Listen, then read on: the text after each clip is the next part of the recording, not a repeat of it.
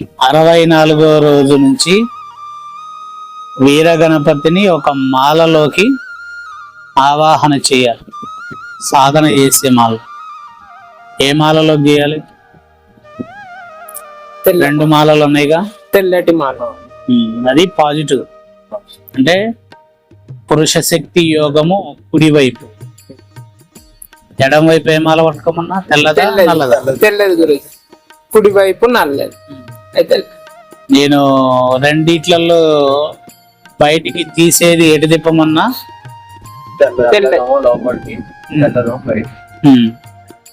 కాబట్టి నలుపు అనేటటువంటిది శక్తి కలిగినటువంటి, తెల్లటిది శక్తి లేనటువంటి.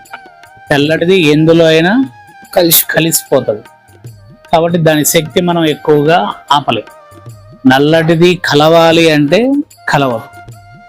ఇది అర్థం పెట్టుకొని నల్లమాలకి ఏం చేయాలి? మనం వీర గణపతి యొక్క శక్తిని నింపాలి.